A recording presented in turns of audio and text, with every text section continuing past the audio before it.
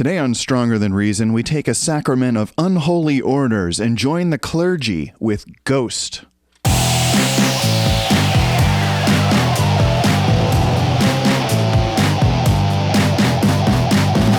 Welcome to Stronger Than Reason. So, as we proceed, I'm going to feel free to talk about some things that don't strictly fit into this show's general theme, which, as you know, is only the finest electronic, industrial, and alternative music of the 80s and 90s. Folks who responded to the intermission in episode 50 were generally receptive to that idea, and I see no point in restricting myself arbitrarily. The bottom line is, if it's fun for me to talk about, and if it's relevant or adjacent to our main mission here, then I'm going to talk about it. So expect me to throw curveballs from time to time. And this is one, a band that formed not in the 80s or the 90s, but in 2006 in Linköping, Sweden. In fact, they're one of the few bands formed after the turn of the millennium that I've really gotten into. And they've reassured me that somehow, somewhere, modern rock music is still very much alive and kicking. It makes me wonder, though, why do so many great things come from Sweden, particularly metal bands? And I've heard it said that Sweden is just so far north that people there need something to do during the long, dark winter, and that somehow metal gets them through it, either playing it or listening to it. And I don't know if that's true, but I'd like to think it's true, and let's just all praise the sustaining power of metal. Also, let's not forget the Viagra Boys, another band I want to talk about eventually. They're not metal, but they are awesome, and they hail from Stockholm. And of course, we can't forget IKEA. I just dropped a dime on some Billy bookshelves. I understand these are very popular, and I'm told that someone buys a Billy bookshelf every 5 minutes. So we got to find that guy and stop him. Anyway, in the interest of full disclosure, I was not a Ghost fan from way back in the beginning. I only became aware of this band in, I'm going to say, 2011 or so. And I remember that because my band was busy recording its first album. And sometimes during those recording sessions, we'd break early and just talk about music. And one night my bandmate said, "Hey, there's this band that you just absolutely have to see." And he brought up some concert footage on YouTube. So imagine this small, dark club. And there's this band on stage fronted by this guy dressed up like an evil pope. And all around him are these other guys wearing masks and hoods, so they're all completely unrecognizable. But they're playing this sort of goth metal. And it was really the keyboard that made it sound so goth. So there was a lot of pipe organ kind of sounds.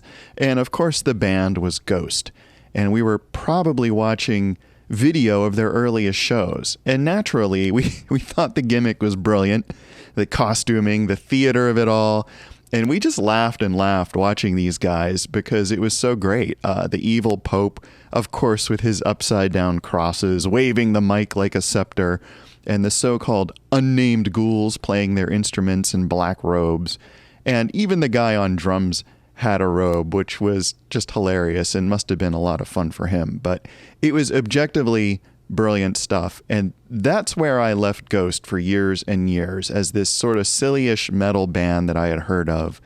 But meanwhile, they'd come out with a few more albums, and they'd tour pretty relentlessly, and their fan base would just continue to grow. So let's fast forward to October 2019. This was pre-pandemic America, and little did we know that we only had 6 months until all hell would break loose. My bandmate called me up and said he had a problem. He was going to go catch Ghost with a friend, but she suddenly wasn't able to go, so he had an extra ticket. Did I want to go? And I figured, screw it, sure. I mean, this was that silly band with the evil Pope, right? So how bad could it be? It's got to be a good time. And a night of goofy metal sounded like fun. The only thing that struck me as odd about the whole thing was that they were playing in a great big arena, one where the local hockey team played. It wasn't just some small smoky club. So I was a little puzzled about that. Like, these guys are headlining arenas now? They're actually going to headline there and fill it? But that was really it. I didn't give it any more thought than that. I think he might have given me a few hours notice or something. So I didn't have time to go out and catch up with Ghost or anything. And I didn't go online and try to sneak a peek at the show. And frankly, I didn't care at all. I was just going as a lark because it sounded like fun. So we get to the show, and the first thing I notice is that a lot of people are totally decked out. I mean, guys dressed as evil popes, women dressed as evil nuns, kids dressed as evil kids, just goth and metal folks everywhere. And I gotta say, it was pretty great. Everyone was just flying the freak flag, and I was impressed. I was impressed that the fandom was so strong with this band. So we sat down, and the opening act came out, and they were a band called Nothing More, except with slashes through the O's like zeros, which was maybe the first thing that kind of put me off of them a little bit. And I'm not going to dunk on these guys, because looking into them now, I see that they've had a lot of success. They've been nominated for Grammy Awards and whatnot, and that's great for them. All I can talk about here is my own personal experience, and that was this, that they just didn't move me.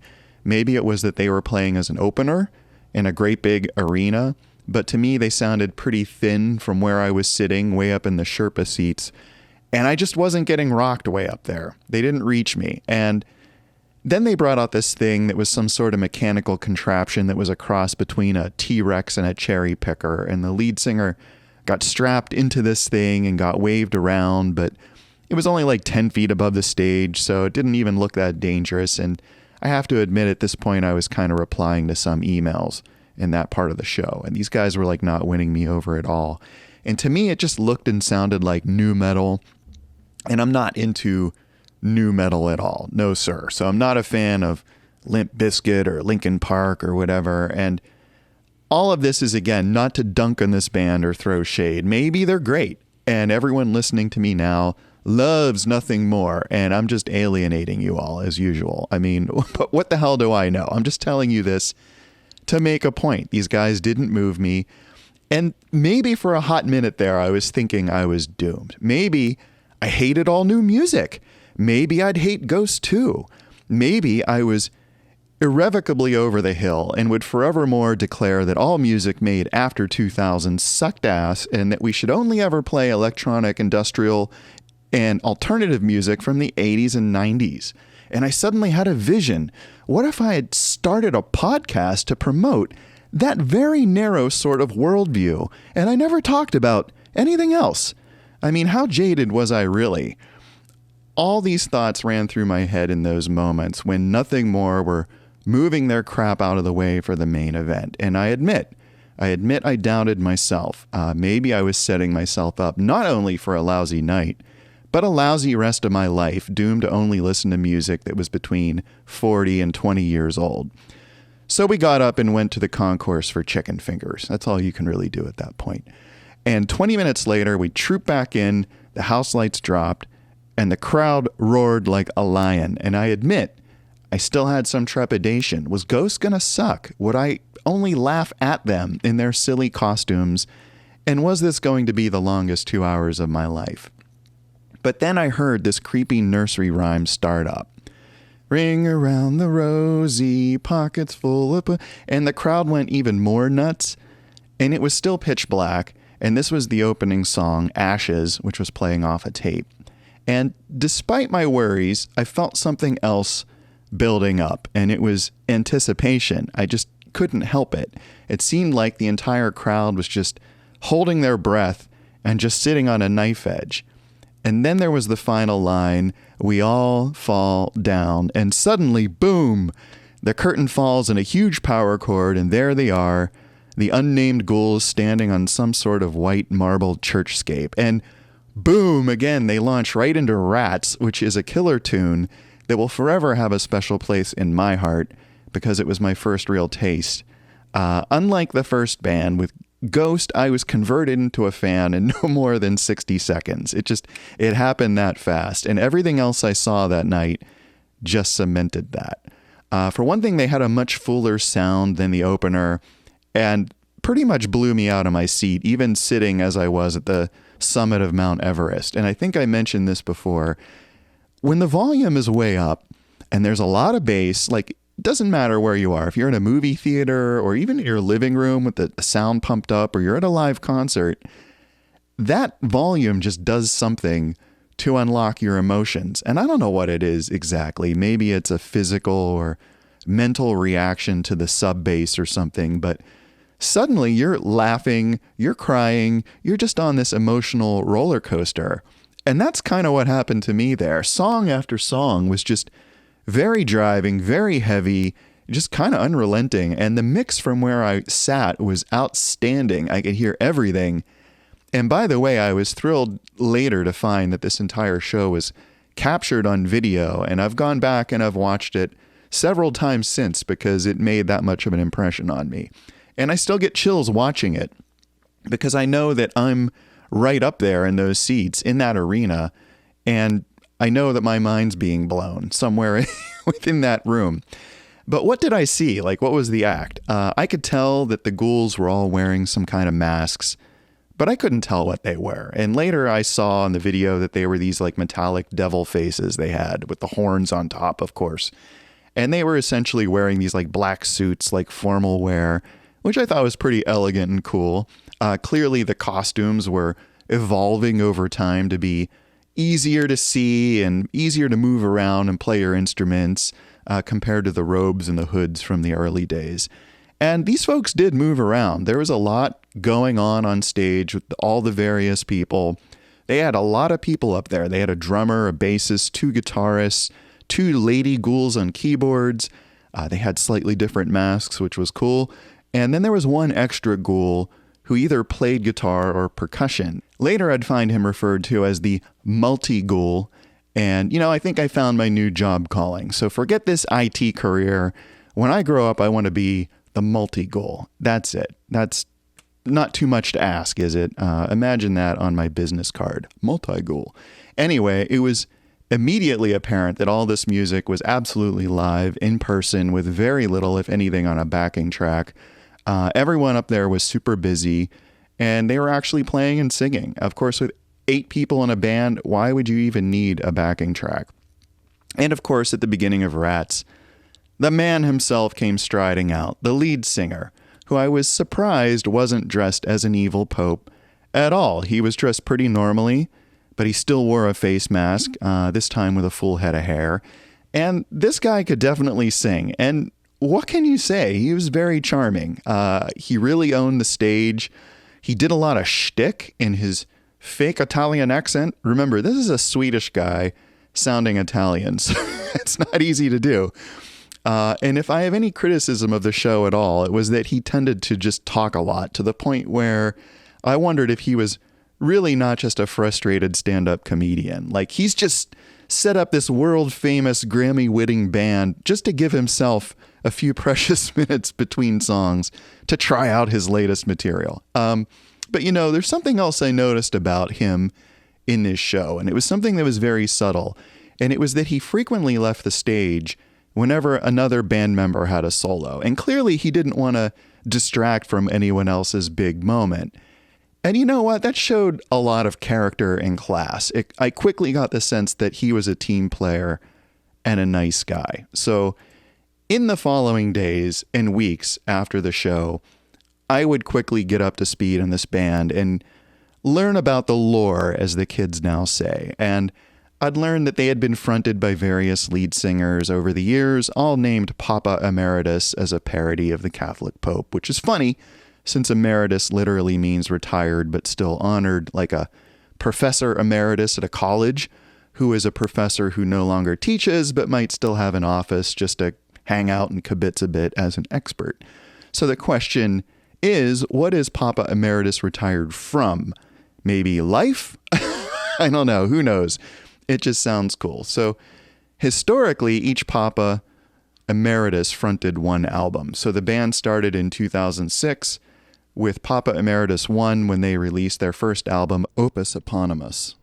In 2013, he was replaced with Papa Emeritus 2, who had better face paint, and they released their second album, Infestissimum.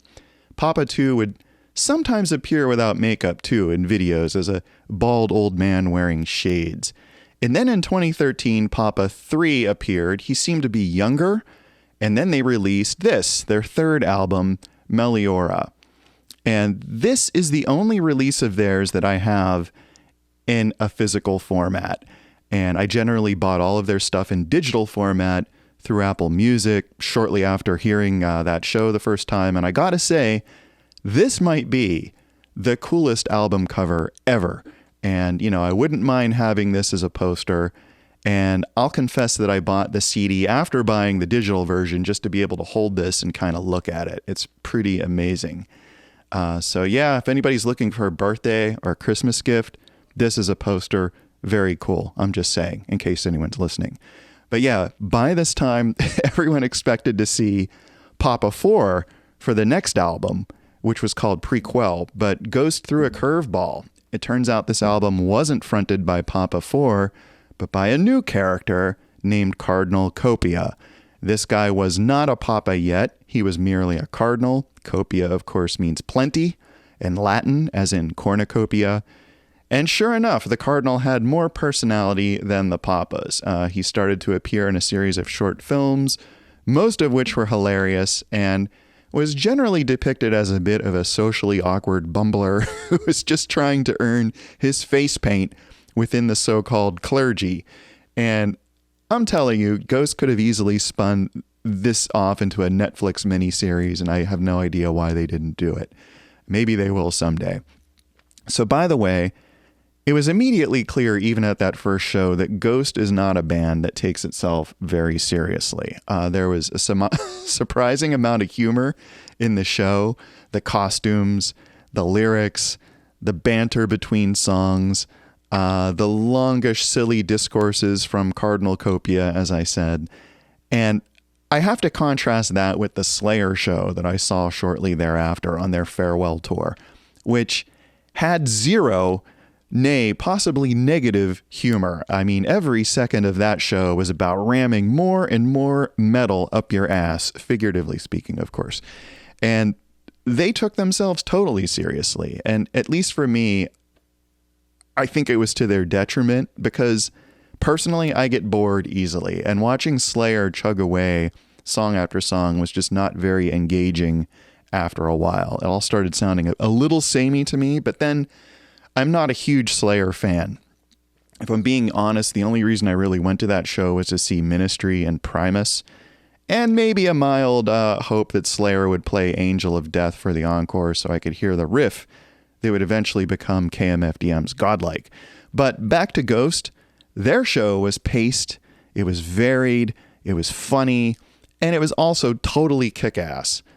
You would never know, though, that Ghost had any humor to them just from listening to the songs, because they all have appropriately demonic lyrics, and they're pretty much delivered without any winking at all. But for whatever reason, the absurdity of it all comes out on stage somehow, even though everyone on stage is wearing a mask. It's very clear that everyone up there is just having a blast, and that they want to share that energy with the audience, and it's all very positive. It all felt very positive. The showmanship was just superb. Nearly every Nameless school was great at pantomime, and a lot was going on up there through body language. So they were getting into arguments, they're high-fiving, they're pointing at each other, they're interacting with the audience, and it was great. There were a lot of little interstitial bits that broke up the show, so they knew how to pace out the show. In one, a bunch of plague doctors roamed across the stage kind of randomly. In another, the Cardinal rode a big old-timey tricycle around and got irritated when his driving didn't sync up with the squeaky sound effects. But my favorite, by far, was the guitar duel. The arena went dark, and suddenly there was this low synth note, and the lights come up on just the two guitar ghouls. You had one on each side, and suddenly the lead guitarist plays a little guitar melody and then gestures to the other guy. And the other guy, a bit less confident, does his own little melody. And this repeats for a while, with the licks getting more and more complicated. And each time the second ghoul finds it in himself to be able to dish it back. And finally, the first ghoul plays this really elaborate bit that just goes on. And then the second ghoul doesn't know what to do. Like, it's clear he can't really top it. But the first guy drags the second guy to the center of the stage, right in front of the audience, and is really encouraging. He just encourages him to go for it. And, the bassist comes down to lend support, and the drummer starts playing some riffs. And again, all of this is just pantomime, still on a dark stage with a couple spotlights and that low synth note still playing. So tentatively, the second guitarist starts in on a melody, and the others join in, and they just like totally start rocking, rocking out together. And eventually it leads to the intro of Cerise, which is a totally blistering number that earned the band a Grammy for Best Metal Performance in 2016. It was just an amazing bit of stagecraft that led to one of their coolest songs ever, and proof that a little theatrics can really go a long way. So after that show, I was thoroughly impressed with them. I went out and just bought all their stuff digitally, as I said. 4 albums and a handful of EPs. The set list at that show was kind of like a best of across all their albums.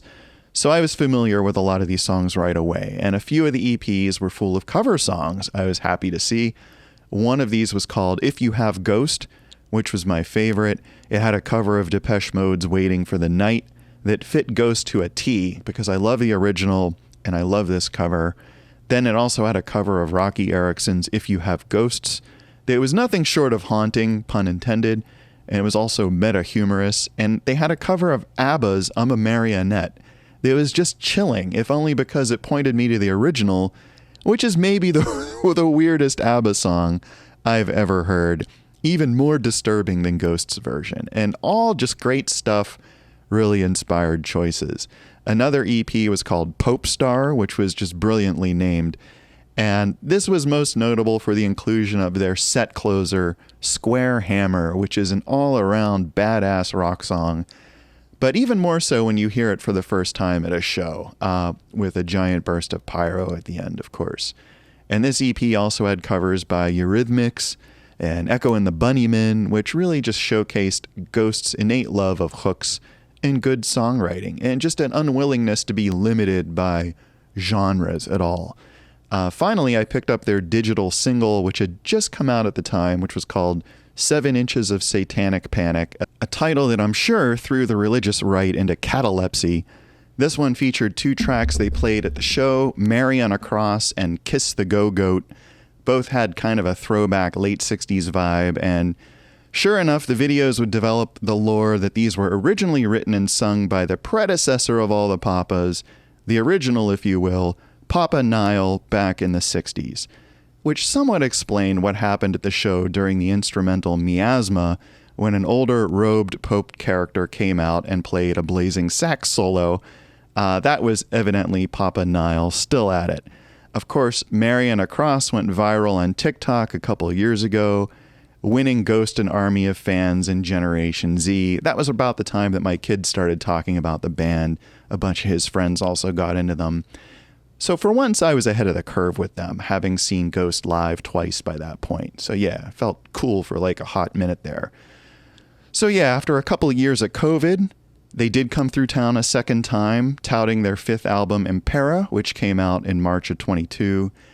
But I was a little bummed they were co-headlining with Volbeat, because that meant that Ghost would play an abbreviated version of more or less the same set I saw before, just with a slightly different stage and with different costumes. And Cardinal Copia had been anointed as Papa Emeritus 4 for the new album, but he was the same on stage as ever, doing his comedy bits between the songs. And they did sprinkle a few of the new Impera tunes into the old set, but unfortunately didn't play my favorite new tune, which is 20s, which I see from Setlist FM that they've only played twice in Inglewood, California last September. And I'm not sure why it's not getting the love, because that song, in my mind, is clearly the absolute banger of that album. It's got like a Brazilian rhythm that's just totally unique in their catalog. And it's completely on point politically, too. But regardless, I really enjoyed that show. As I said, this was after 2 years of COVID crap, after I thought I might never see a live show again. So I was just thrilled to be there. And judging from Papa's remarks, so was he. So let's talk about who Ghost are. Who's in this band exactly? Of course, they're always billed as Papa Emeritus and a group of nameless ghouls. And even if you took the initiative to look up their songs through the publishing company, they're all credited to a ghoul writer. So, can't figure them out that easily. So this band harkens back to the fine tradition of mystery of bands like The Residents, where it's not at all so easy to know who's involved or what the hell is really going on. And that was really the way it was for the first 10 years of the band or so. Ghosts were a complete mystery. But these days, with the interwebs, we all know it's hard to keep a secret for long. And in fact, there are hardly any true secrets left online, are there? Except maybe for Cicada 3301 or WebDriver Torso, or possibly the true identity of Banksy. But we have some thoughts about that. For Ghost, it turns out that interband squabbling would blow their cover. In 2017, various band members filed a lawsuit against the vocalist claiming financial shenanigans, and as a result, all of them were positively identified. So the lead singer and band leader is a Mr. Tobias Forge of Linkoping. In fact, he's portrayed all the Papas over the years, including Cardinal Copia, and has been the mastermind behind all of Ghost's activities. And I don't really know how the suit resolved, but the upshot was that everyone but Forge quit or was fired, and Forge had to put together an entirely new band for the prequel tour, which was named A Pale Tour Named Death. That was the tour where I saw my first show. And that evidently wasn't too hard for him to do, because by 2018, Ghost had amassed a huge following, because they had toured with Metallica, opening for them on the 2019 tour to support Metallica's album Hardwired to Self-Destruct, which won Ghost many thousands of new fans. So Forge started giving interviews out of character as himself, first obscured and then not, acknowledging for the first time that he was the one behind the Papa mask. And yet for a while, the rest of the band still remained shrouded in secrecy. It was only toward the end of the Imperator that Forge lifted that restriction, which seems only fair, right? Because professional musicians are like any other professionals, folks. You don't want to have a big gap on your resume, do you? You wouldn't want to just trust to the grapevine that other musicians knew that you were out touring with one of the biggest rock acts in the world. You want to be able to say what you're doing, not just keep it on the QT. And so that started to leak out on social media with Forge's blessing, maybe his tacit approval. Band members began to post about the tour under their own names.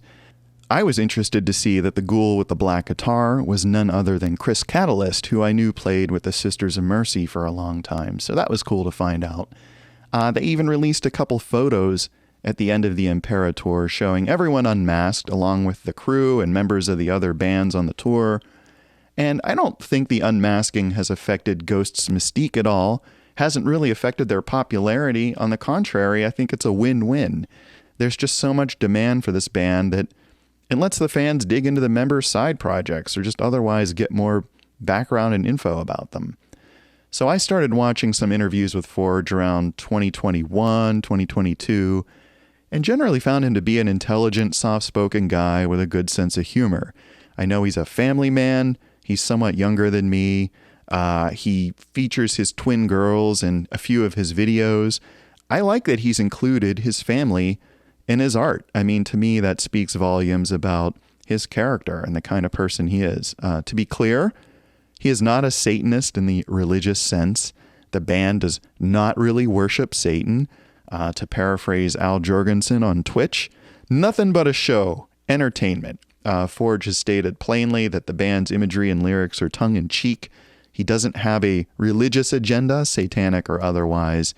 He said that he was raised in a religious environment, and to him, Satan is just a symbol of rebelling against that very restricted, authoritarian upbringing. And let's just say that as someone who has a lot of friends who were raised in Catholic school, I've seen that attitude before. There's always a bit of blowback after being raised in an environment like that. So in other words, to him, Satan is just rock and roll. He's not some supernatural being that's literally going to seize your soul. And that's something I think people overlook about so-called Satanism amidst all the hype. You know, if a person honestly believes in Satan, then that person is by definition religious in a sense. After all, Satan is a supernatural being who only has believers among the religious. Atheists do not believe in God, but neither do they believe in Satan, and for the same reason. They just simply don't believe in supernatural beings at all. No gods, Satan's angels, archangels, principalities, powers, virtues, dominions, thrones, cherubim, seraphim, Nephilim, brownies, mind flayers, house elves, or Sasquatches. These things simply have no power over an atheist. So belief in those things requires faith, which an atheist by definition doesn't have. And I don't know if Tobias Forge is an atheist per se, but I do know that he is not promoting any religious theism at all, certainly not actual Satanism as endorsed by the Church of Satan. And as an aside, I just want to point out that the Temple of Satan, which runs the popular after-school Satan clubs, is a non-theistic organization that's nevertheless using religious imagery to promote religious freedom as guaranteed in the United States by the First Amendment. So even among so-called Satanists, there are the theistic and atheistic varieties, and you need to be careful talking about them. Regardless, Forge stated outright that he's promoting the pop culture version of Satan, which to him is merely a symbol of certain positive attributes, a resistance to conformity, a refusal to bow down to societal pressure, and a rebellion against any conservative moral authority. Forge has stated that to him the devil represents, and here I quote, rock and roll, film, freedom, humor, essentially my life and background. There's the biblical devil, and then you have the pop cultural devil, being very much representative of freedom, intellectualism, and liberation from the chains of handicapping worship. The Hebrew religions are all about control, and Satan represents, in the pop cultural sense, the opposite of that, end quote. And he concluded by saying that he views his pop culture Satan to be the opposite of evil. Of course, all this is going over the heads of the religious right who've succeeded in banning Ghost's music from popular supermarket chains and radio stations.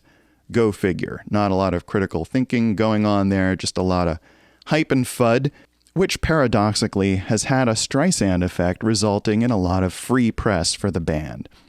So let's get back to the music. What does Ghost sound like? Well, they're often touted as metal, and sure, there are metal aspects to what they're doing. There's lots of power chord riffing and D standard tuning. They almost always use D standard for whatever reason. But as I've said before, they're a far cry from Slayer. In fact, they're probably more hard rock than anything else, with a pretty wide standard deviation. They run the gamut from power pop to psychedelic rock to operatic bits to just straight up metal. And for one thing, they've always had a keyboardist or two, and their guitarists don't shred. So that right there puts a limit on how heavy they kind of sound. Papa sings in a tenor, and with few exceptions actually does sing rather than do the Cookie Monster thing. And they always have a lot of vocal harmonies going on. Tobias is a master of arranging vocal melodies. They sound great on disc, and even on the last few tours, he's had the multi-ghoul and the ghoulettes backing him in real time, and it's just sounded amazing. Their vocals sound very full. And their song arrangements have gotten more complex over the years.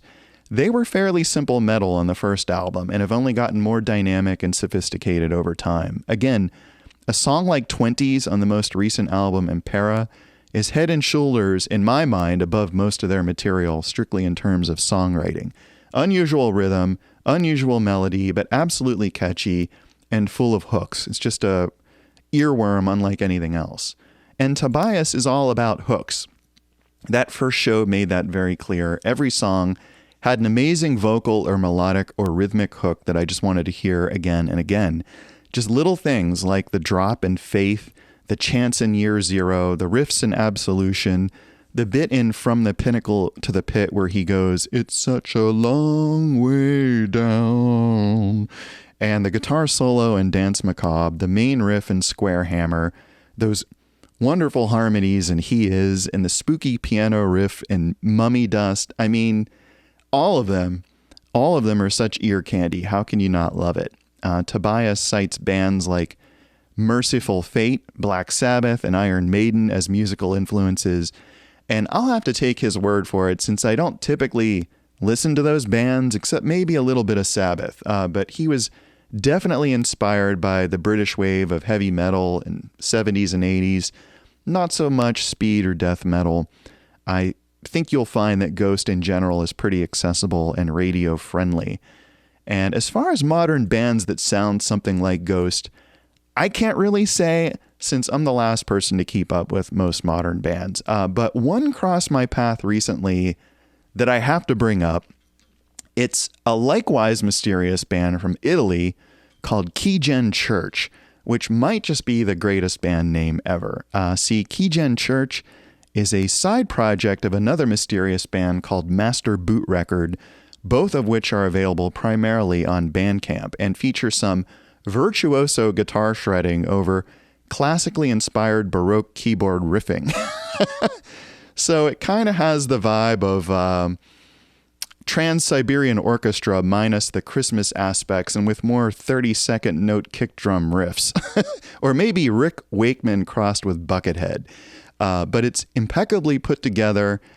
And as far as I can tell, the main difference between Master Boot Record and Keygen Church is that the latter includes more pipe organ, so therefore sounds more goth. In fact, Keygen Church with their symphonic arrangements mixed with speed metal sounds not unlike Ghost in some aspects, and at least Ghost without a vocalist and with more shredding.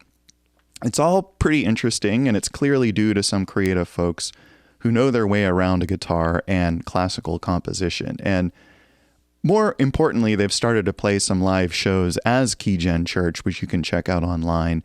And it looks like their shows are an unlikely mashup of guitar heroics and 8-bit video games. So it's entirely in my wheelhouse.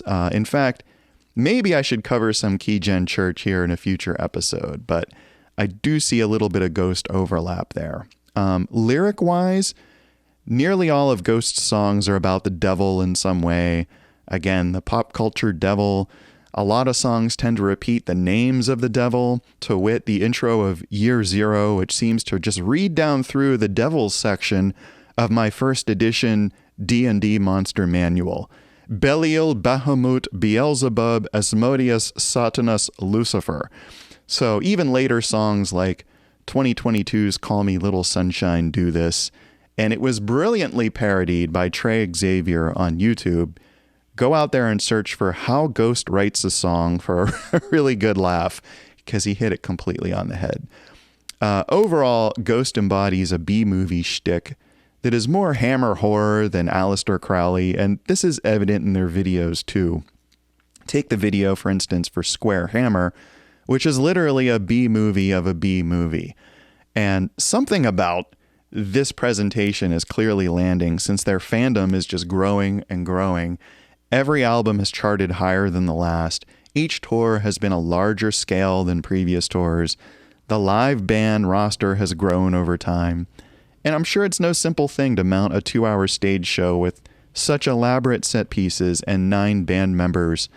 So while they're not maybe at a Taylor Swift level of success, but who really is other than Taylor Swift, or even in the top 10 highest grossing tours for 2023, Ghost is nevertheless operating at a level that few bands ever see, and all signs point to continued growth, which for us fans is pretty exciting. So where are they now? Ghost is currently recovering from the Imperator, which concluded in October in Brisbane. Some thought the tour would end with the ceremonial removal of Papa 4, but that didn't happen. That possibility was traumatic, though, among the fandom, because we've all become emotionally attached to the good Cardinal, probably due to his friendly stage presence and the series of very goofy videos that he starred in. So it's going to be tough when he hits the road. Is Papa 5 inevitable? Probably in time, though Tobias may throw another curveball or two just to keep the fans guessing.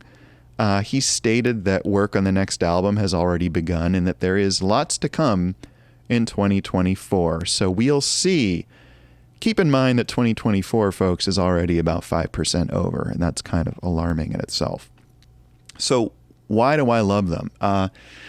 They have so many iconic songs. I can't even summarize them here. If you're new to Ghost, definitely check out some of their more popular tracks like Square Hammer, Dance Macabre, Absolution, Ritual, Mummy Dust, which is a favorite in my family, From the Pinnacle to the Pit, He Is, Year Zero, Mary on a Cross, Rats, Call Me Little Sunshine, 20s, and more. It's all heavy rock and roll in a wide variety of styles. It's immaculately produced. The musicianship is top-notch. The showmanship is top-notch.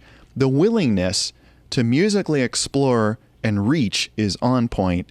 And I can only explain who they are and what they do so much without you just having to go out there and check them out for yourself. And I think you'll see It's easy to become a fan. If you're like me, it should only take about 60 seconds or so. And don't worry, you're not really selling your soul to the devil. It's all part of the show. They're not doing anything that Elvis Presley, the Beatles, Alice Cooper, and Kiss weren't doing long, long ago. And if Elvis's hips didn't damn us all to hell, neither will Ghost. It's only rock and roll, and that's why I love it. And there you have it, folks. One of my most recent favorite bands, the inimitable Ghost, led by Tobias Forge under his current alias of Papa Emeritus 4, and long may he reign. You're listening to Stronger Than Reason, either on YouTube or as an Apple or Spotify podcast, episode 52. So now our deck is complete, minus the jokers, and that card that explains the rules for draw poker. No one ever reads that card, do they? And yet they always include it. So I don't know how it is where you are, but it's silly cold here in the U.S. Northeast where I am. Even in the studio bunker, here, miles below the surface, I'm freezing my ass off. So stay warm, folks. Think spring. As I speak, it's just a short 9 weeks away. In March, we'll get daylight saving time back, then the first day of spring, and then Easter all in a row. So it's something to look forward to. And speaking of Easter, I noticed the stores are full of Easter eggs already, so be on the lookout for them. As always, I thank you for listening, and until next time, stay strong.